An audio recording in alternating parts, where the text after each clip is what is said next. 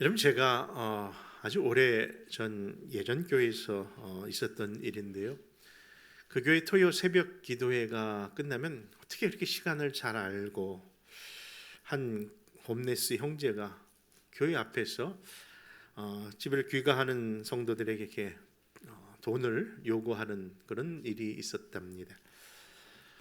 처음에는 그런가 보다 했는데 이것이 계속 길어지면서 많은 분들이 불편해하고 부담스러워하면서 결국 부교육자였던 제가 뭔가 해야 되겠다 그런 결심을 먹고 그 형제에게 다음과 같은 훈계를 했답니다. 형제요, 나나 또 당신이나 어차피 미국 왔을 때 다 힘들게 비행기 타고 왔는데 나도 갖고 온 거 없습니다. 근데 왜 이렇게 사냐고 말이야. 제가 저답지 않게 아주 진지한 마음으로 아주 그렇게 훈계를 했는데요. 그 말을 들은 그 형제가 이렇게 얘기하더라고요. 전 배 타고 왔는데요.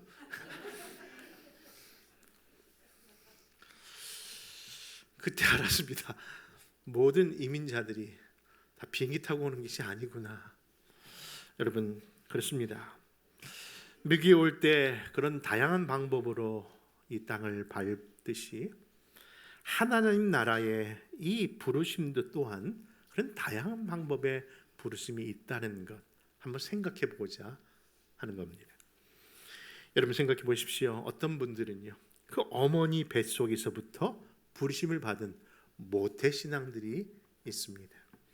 또 자신의 의지와 뜻과는 상관없이 그렇죠, 소위 뺑뺑이라고는 그런 학교 배정을 통해서 간 학교가 크리스천 스쿨이라 거기서 배움을 시작했고 그 이후부터 그냥 교회를 나와 다니시는 분도 계실 겁니다. 또 신앙의 신자도 전혀 모르는데도 불구하고 전도자의 그 전도를 통해서 교회에 출석하게 되었고 그분과 함께 신앙생활 지금도 하고 있습니다라고 표현하는 분들도 아주 다양할 겁니다. 그런데 오늘 우리가 본문으로 소개하고자 하는 한 인물은요, 그런 간접적인 방법으로 교회를 나온 것이 아니라 바로 예수님이라는, 다시 말해 부활하신 예수님을 직접 만남을 통해서 예수님을 따르고 그 부르심을 받은 한 사람을 소개하고 있답니다. 여러분은 우리가 잘 알고 있는 바 훗날 바울이라 불려지는 사울에 대한 이야기입니다.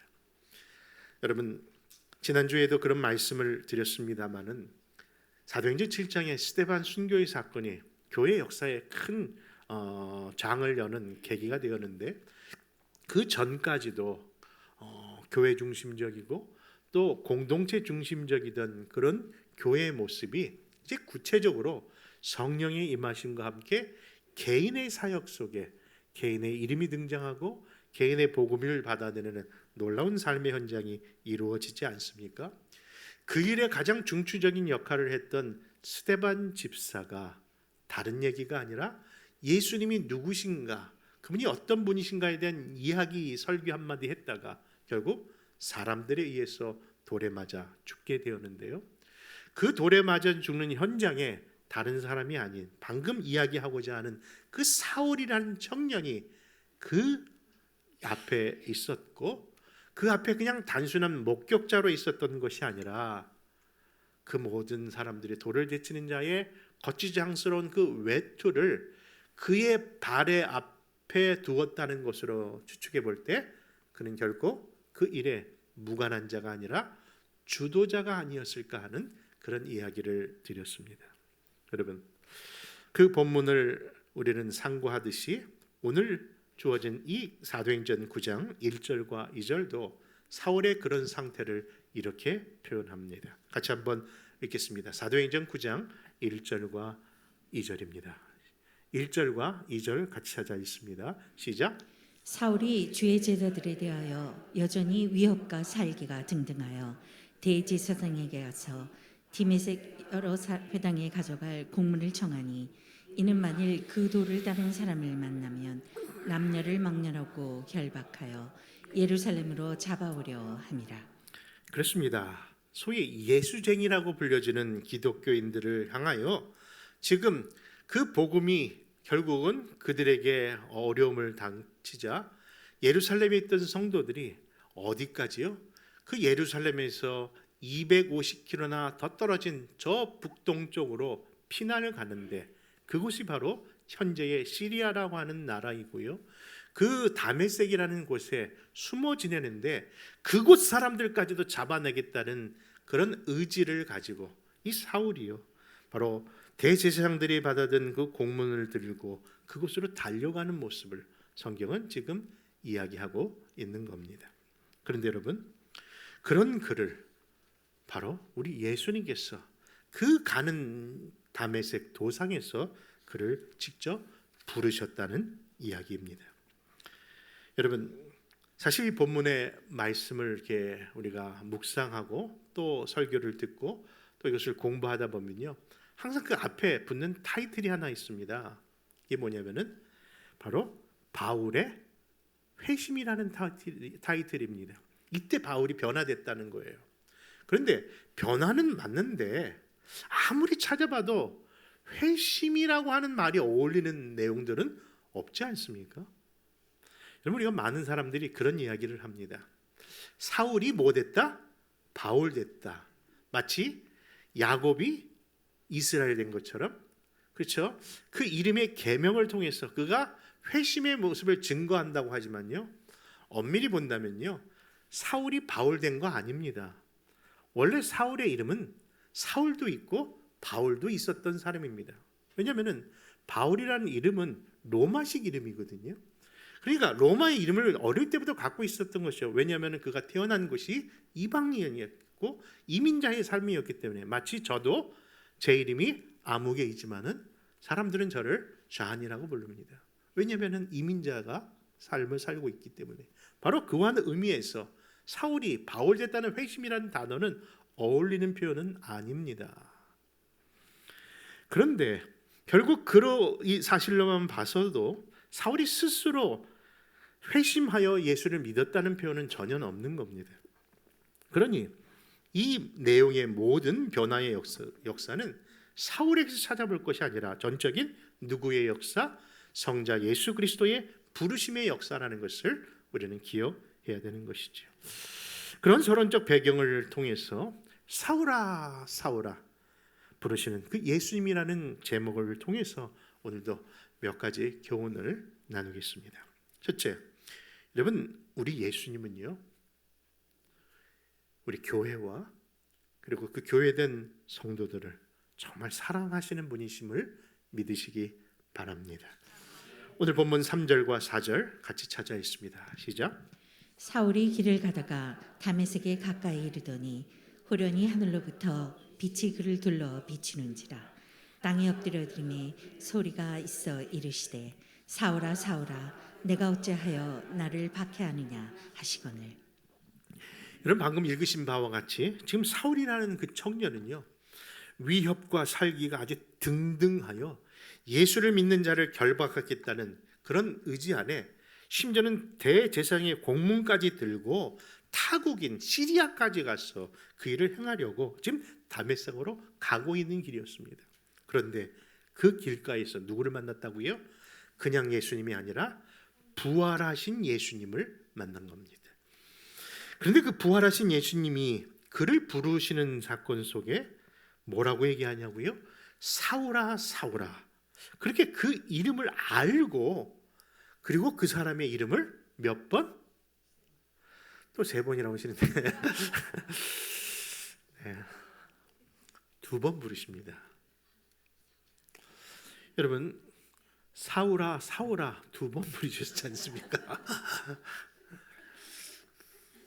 그런데 여러분들, 그런 의문이 생기는 거예요. 이 말씀을 묵상하다 보니까 왜 2번 부르셨을까 하는 거예요. 맞습니다. 성경이 대부분 3번 부르잖아요, 그렇죠? 3번 부른 사건이 많은데 여기 2번 부르는 거예요. 그럼 1번 부르는 건 없습니까? 있죠. 대표적으로 첫 번째 부르심이 1번 있었죠. 근데 그 사건은 너무나도 중대한 사건인데 그때의 부르심은 다른 것이 아니라 창세기 3장에서, 그렇죠?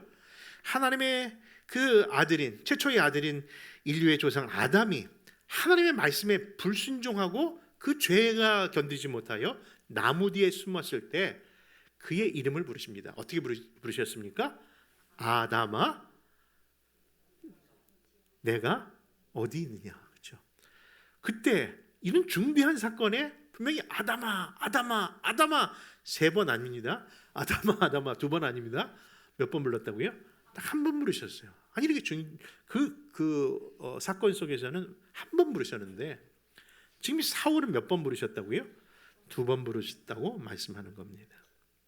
생각해 보십시오. 사울이라는 악행자입니다. 예수님에 대한 원수된 자입니다. 그런 부르심에 하나님께서는 그 사울의 이름을 2번 부르십니다. 여기 의문이 생기는 겁니다. 그다음에 왜 주님은 이 사울의 이름을 2번씩이나 부르시면서 그를 부르시는 것일까요? 그 이유가 바로 오늘 첫 번째 교훈인 것처럼 뭐라고요? 이 땅의 교회와 이 땅의 교회된 성도들을 우리 하나님이, 우리 예수님이 얼마나 사랑하고 계시는가를 보여주시는 증거인 줄 믿으시기 바랍니다. 여러분 보십시오.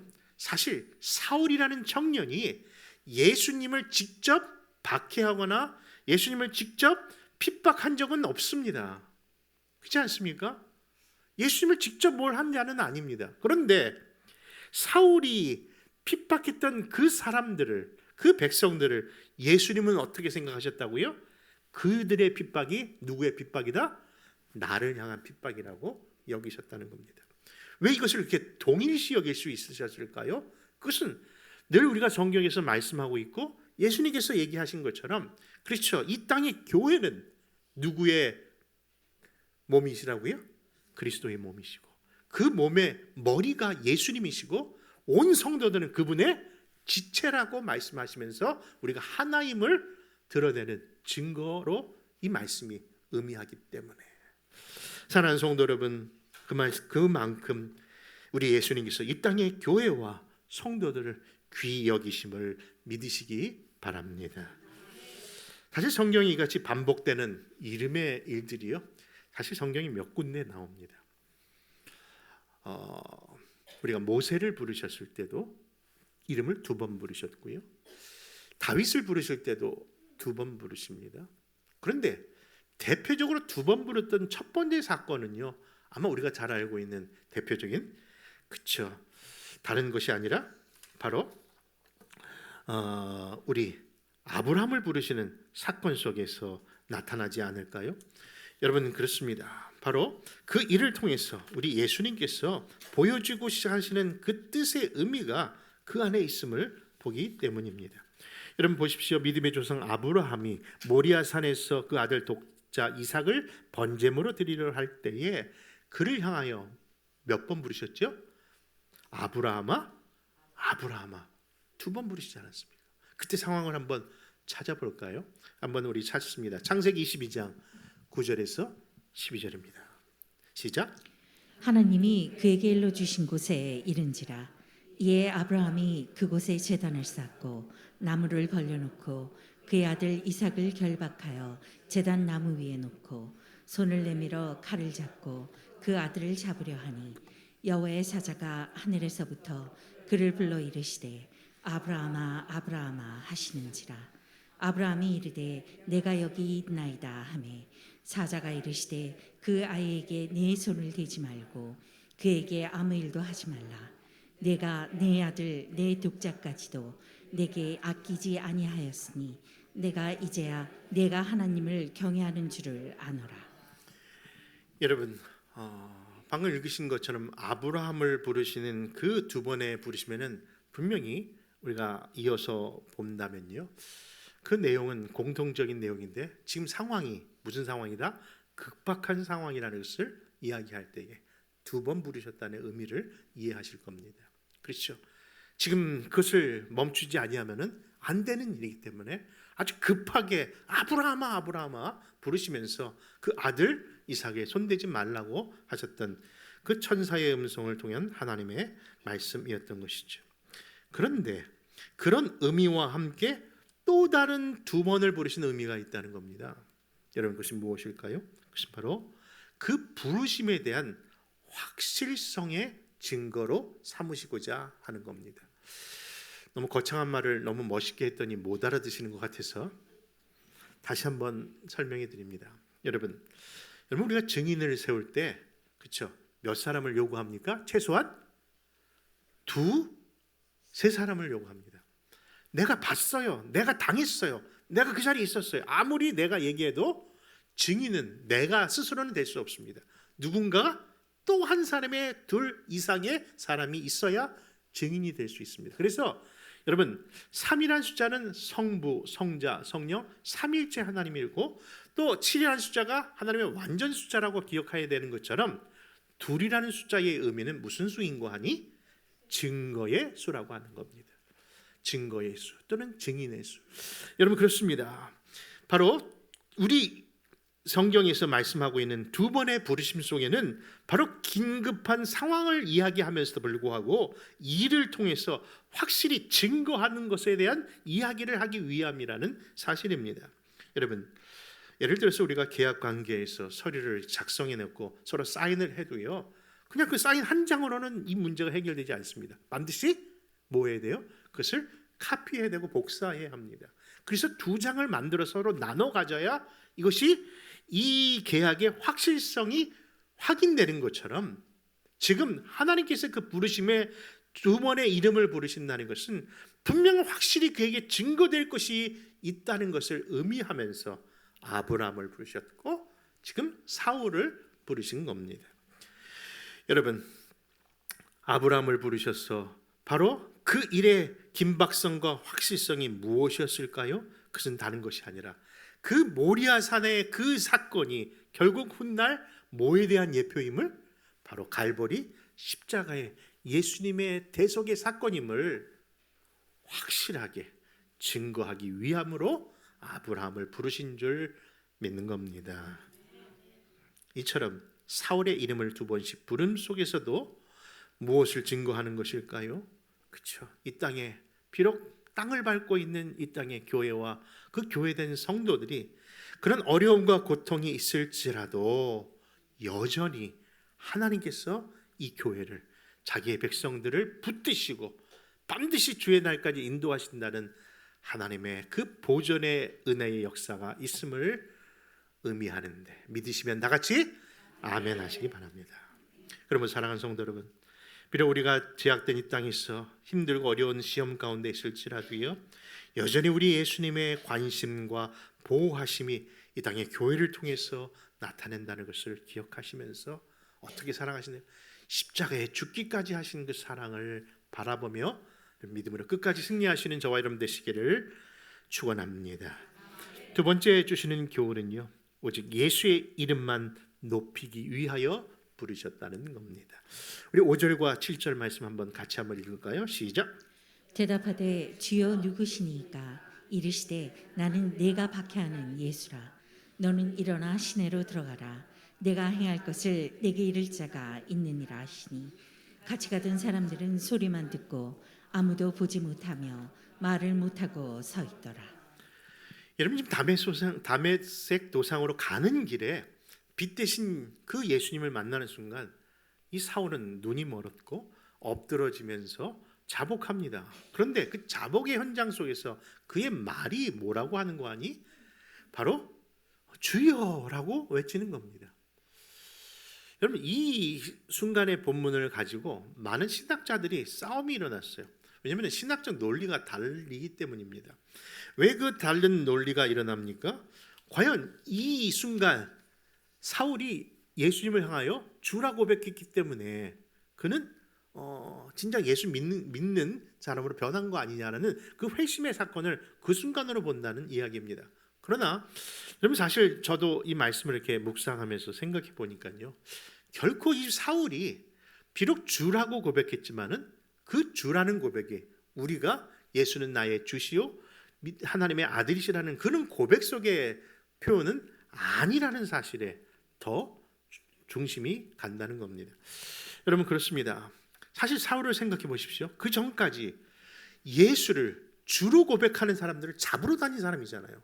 지금도 공문서를 들고 바로 그 예수님을 고백하는 사람들을 죽이겠다고 심지어 그렇게 열심히 특심을 내는 그 사람이고, 그 손에는 아직도 비록 엎드려져 있어도 놓지 아니하는 공문서가 있었는데, 그 공문서에는 다른 것이 아니라 이러한 문구가 기록되어 있을 거라고 이야기합니다. 그것이 바로 사도행전 4장 17절과 18절인데, 바로 이적과 기사와 말씀의 역사가 다른 데서 일어나지 아니하고 예수의 이름으로 일어나는 일에 대하여 바로 산헤드린 공회가 대제사장들이 이를 금하는 공문이었습니다. 우리 한번 4장 17절과 18절을 읽습니다. 시작.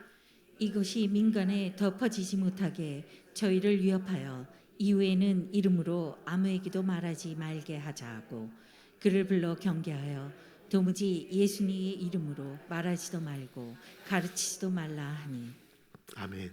이처럼 예수의 이름까지도 부인하고 부정했던 그가 그 순간 엎드려졌다고 해서 그분을 예수라고 불렀겠습니까? 단지 자기가 그 만난 그 신에 압도된 그 순간에 하나님을 주라 표현했는지는 모르겠으나 결코 예수님을 주라 고백한 것은 아닐 겁니다.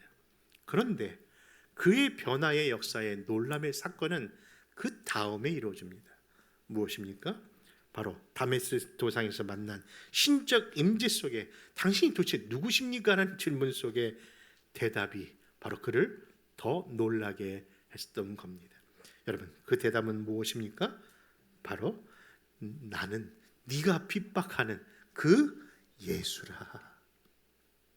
여러분, 그는 땅에 납작 엎드려 마치 신께 엎드려져 있는 구약 성경의 모든 백성들처럼 그렇게 경배하고 있는데, 그 경배의 대상이 여지껏 자기가 부인하고 부정했던 그분, 그 예수라는 소리에 얼마나 놀랐겠습니까? 그렇습니다. 우리 예수님은요, 부활 승천하여 저 하늘 보좌에 분명히 영광 가운데 좌정하고 계신 분 맞습니다. 그래서 우리가 그것을 사도신경이라는 신앙 고백을 통해서 늘 고백하고 있지 않습니까? 그런데 놀라운 사실은 성자 예수님은 저 하늘 보좌에 좌정하고 계시지만은 여전히 2000년이 지난 오늘까지 그분의 이름, 무슨 이름? 예수의 이름은 지금도 살아서 역사하고 계심을 여러분 믿으시기 바랍니다. 생각해 보십시오. 우리가 지금 이 땅에 모여서 예배하는 이름, 누구의 이름으로 모인 겁니까? 예수의 이름으로 모였습니다. 우리가 찬양을 하는데 누구를 찬양했습니까? 예수님을 찬양합니다. 예수님의 이름을 찬양했습니다. 심지어는 우리가 하는 간절한 기도는 누구의 이름으로 기도해야 합니까? 예수의 이름으로. 결국 예수의 이름으로 우리 안에 이처럼 복된 길이 있음을 보여주면서 우리가 불러야 할 그 이름, 우리가 높여야 할 그 이름, 결국 이 세상의 모든 만물이 그 예수의 이름 앞에 무릎 꿇고 있게 하시는 그 예수님의 능력을 우리는 보고 있는 줄 믿습니다. 그것을 증명하듯 빌립보서 2장 9절은 그 예수님의 이름을 이렇게 선포합니다. 같이 읽습니다. 시작. 이러므로 하나님이 그를 지극히 높여 모든 이름 위에 뛰어난 이름을 주사 하늘에 있는 자들과 땅에 있는 자들과 땅 아래 있는 자들로 모든 무릎을 예수의 이름에 꿇게 하시고 모든 입으로 예수 그리스도를 주라 시인하여 하나님 아버지께 영광을 돌리게 하셨느니라. 아멘인 줄 믿습니다. 그러므로 우리 모두 나를 자녀 삼아 주신 그 은혜, 바로 그분을 나의 주님이십니다라고 고백할 뿐만 아니라 그 예수의 이름만을 높이는 우리 모두가 되시기를 축원합니다.